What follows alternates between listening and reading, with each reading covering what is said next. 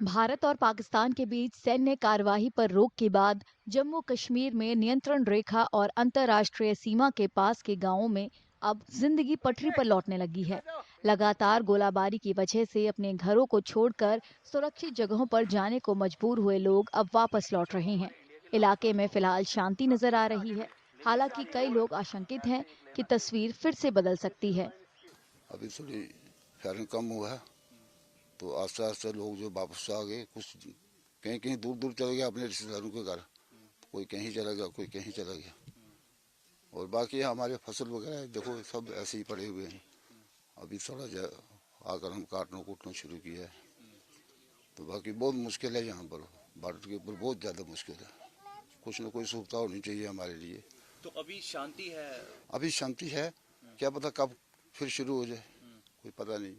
अपने घरों को वापस लौटे लोग अब अपने रोजमर्रा के कामकाज और खेती बाड़ी में जुट गए हैं। हालांकि कुछ ऐसे भी हैं जो सीमा पार से लगातार गोलाबारी होने के बावजूद अपने घरों को छोड़कर नहीं गए। वे अपने घरों में रहते हुए भारतीय सेना का कंधे से कंधा मिलाकर साथ देना चाहते हैं। हमारे इस क्षेत्र के लोगों को सरकार की तरफ से पूरी सुविधाएं दी गई, गाड़ियां दी गई कि आप लोग यहाँ से माइग्रेट होकर के कहीं दूसरे सेफ कैंप में चले जाओ। लेकिन लोगों ने क्या कहना था कि हम जिए मरेंगे यहीं पर।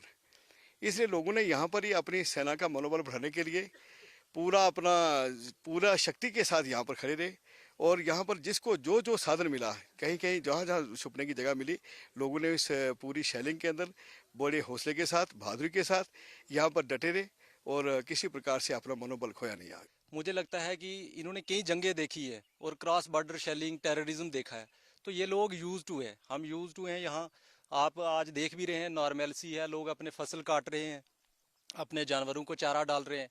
परंतु 2-3 जो दिन हालात बने, काफ़ी शेलिंग हुई, परंतु मुझे लगता है कि ये सीमावर्ती क्षेत्र के में रहने वाले लोगों की बहादुरी है कि वो अपना क्षेत्र छोड़कर नहीं गए। हम कई लोगों से मिले भी, तो उनका कहना था कि अगर हम अपनी ज़मीन, अपनी मातृभूमि को छोड़ देंगे तो जो सेना हमारे लिए बॉर्डर पे लड़ रही है वो किस लिए लड़ रही है। हाल के दिनों में पाकिस्तान की तरफ से लगातार की गई गोलाबारी की वजह से लोगों को बंकरों में शरण लेनी पड़ी थी। पाकिस्तान की कायराना हरकतों को देखते हुए गांव के सरपंच सरकार से हर परिवार के लिए अलग बंकर बनाने की गुजारिश कर रही हैं ताकि तुरंत सुरक्षा मिल सके।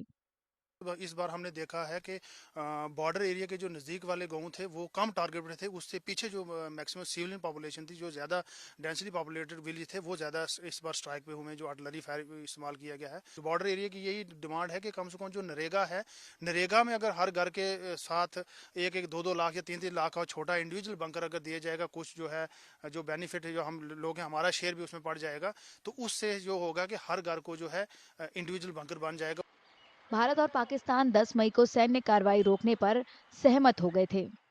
ये फैसला 4 दिनों तक चले ड्रोन और मिसाइल हमलों के बाद लिया गया। भारतीय सेनाओं ने पाकिस्तान के हर हमले को नाकाम कर दिया था।